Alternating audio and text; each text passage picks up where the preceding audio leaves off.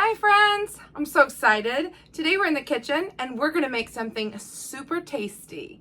I am participating in a collaboration. I'm thrilled to be a part of this. I've never made marmalade before. So for a few months now, I've been kind of researching what there is. I've tasted orange marmalade before, but that's all I've ever had and that's all I've ever known. Although be it tasty, I wanted to try to find something just slightly different. So I was looking through online at the ball recipes and I found a strawberry lemon marmalade. Now, don't worry, I'll show you everything we're gonna do to get there, but down below I will post the link for you so that you can have this recipe and you can make it in your kitchen too. This collaboration is called Jam It Up June 2.0. That's because it is the second year running for this. I was a participant last year and I was excited to be invited back again this year. I'll be bringing you an all new video along with all the other collaborators involved. You will need to follow the playlist on host Tony from Kettle Kitchen or Bloo Reliance. They are our host and they have some fantastic prizes to give away at the end of this collaboration, so make sure you go over to their channels, get all the details, but be watching all the videos, making heartfelt comments so that you can have a chance to win. On the stovetop here, I have my steam canner going, and I am just going to let my jars and my lids and rings heat up while we start working on making our marmalade. Our strawberries were frozen. I went ahead and I put them on a medium heat to start warming up. Next we need to take and get 1/4 of a cup of thinly sliced lemon peel. Well, I have this handy little gadget I got years ago. I don't even know if they sell it anymore.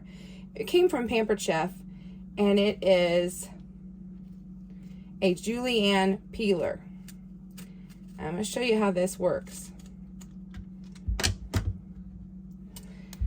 The pith, the white part of the lemon, is very bitter and it's not what you want. You want the part that's not white. I got a little deep there, but look how this takes this and puts it in these little slices for us. I thought this would be perfect way to slice up our lemon pieces. The trick is you don't want to get too deep.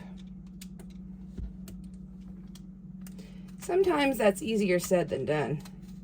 I used to have a zester. I couldn't find it today. Next, I'll take my knife and just kind of clean up any of this that I got a little too deep on. See that? That's bitter. I don't want that on there. But a little bit like this won't hurt a thing. Now that we've kind of got this cleaned up a little bit more, what I'll do is while it's still together in one piece, I'm going to slice it, and then these tiny pieces will separate.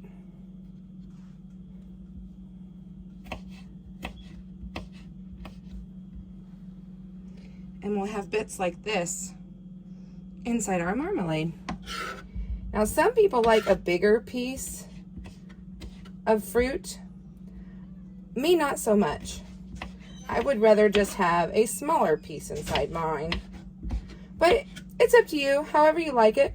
Maybe you like big chunks like this. That's okay too.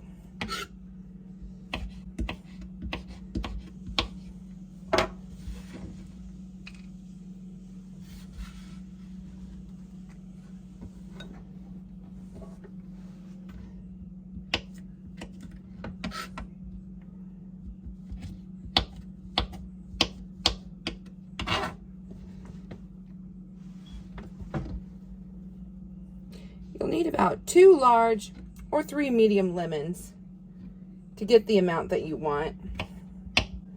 You'll need about 2 large or 3 medium lemons like we used today to get the amount of zest that you need for the recipe. Let's go over and check on our strawberries. So our strawberries have definitely warmed up and I need to get them mashed. We need 4 cups of the mashed strawberries. So I took 5 cups of homegrown frozen strawberries. And now that they're thaw, we're going to just mash it up and it should be about 4 cups. You'll lose some volume when you mash it up. So that's why I have that extra cup in there. I'm so excited about my new ForJars anti-fatigue mat. It's really helpful on busy days when you're canning. I'm going to pull this off of the heat. So next we take our lemon zest and we need to cover it with water, and we need to let this boil over a medium-high heat until the peels have softened. So we'll do that and I'll bring you back. You can see here that most of the water has boiled down and the skins have turned soft. So at this point, we need to drain off the liquid. We don't need that extra liquid in our recipe. So we're just gonna strain all this water off and see that it has definitely changed. We're back to the stove where we are going to add our lemon peels to the strawberries. Next, we will add our pectin. This is just a regular pectin, your classic pectin. I want to make sure I get that all mixed in really well. You don't want any lumps. And now all we need to do is let this get hot and come to a boil.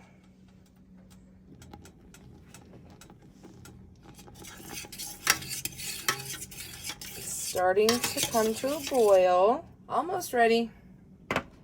We can, however, add our tablespoon of lemon juice.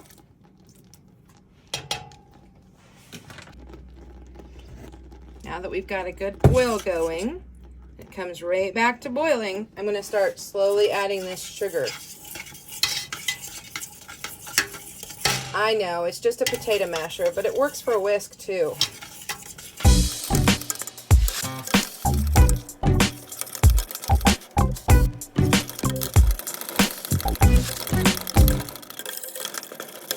Now that this is stirred in, we're going to switch to the wooden spoon. Make sure that you get all the sugar off the sides. You want it all well incorporated. This needs to come to a rolling boil that I cannot stir away. So while this is heating up, I'm going to take those lids out of there and bring them over to the counter so they're ready for me.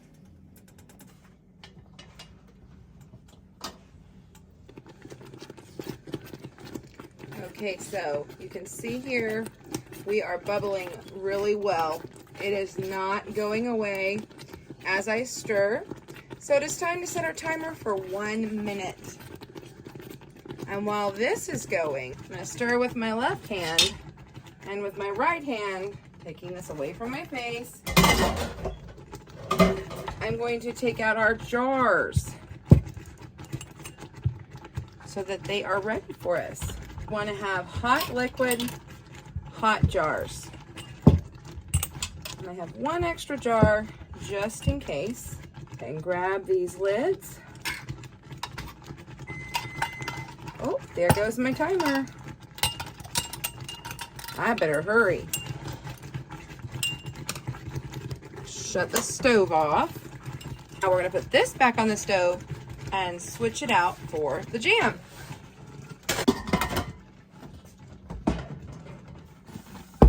It's nice and bubbly and hot. Get my funnel and a ladle, and we're going to start filling. Looks as if this is going to make a nice thick marmalade, and we want to get about 1/4 of an inch from the top.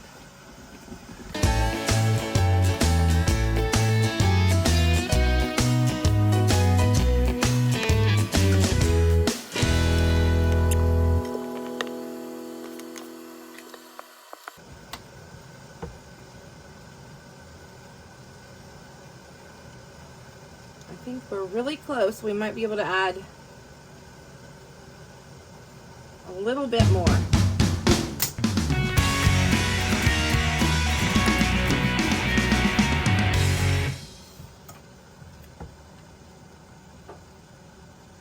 There it is.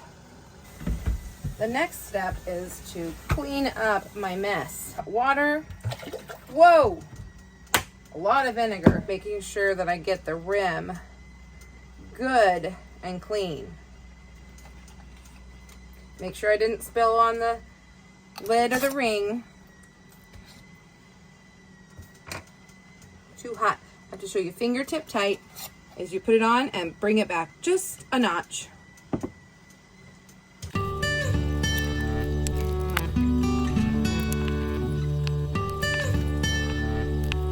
Next, we'll put the jars in the steam canner. Again, away from my face.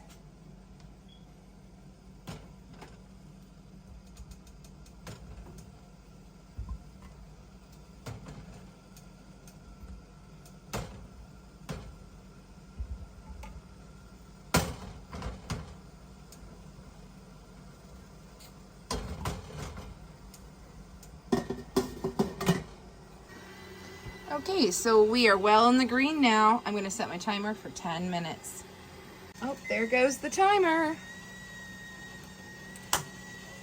Shut the heat off. I'm carefully going to bring over my steam canner. Again, away from my face.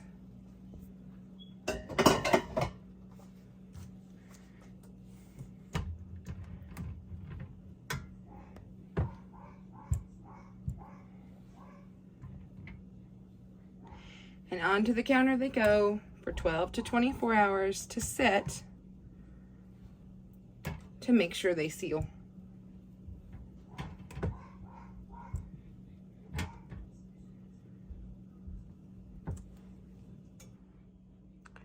ForJars is definitely my preferred lid to use, but because I had bought new jars and they came with lids, I thought I would use those today and save,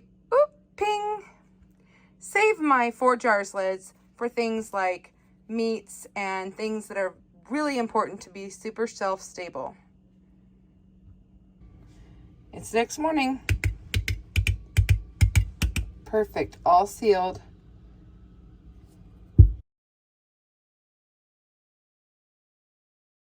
I made Dutch baby.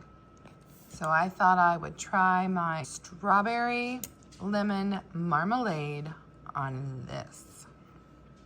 I will tell you, it came out really, really thick. I'm not so sure about this. I don't know if just the natural pectins or what, but you can see it is extremely thick. So I think I need to warm it up and make a syrup out of it. But let's go ahead and do a taste test. Let's give it a try.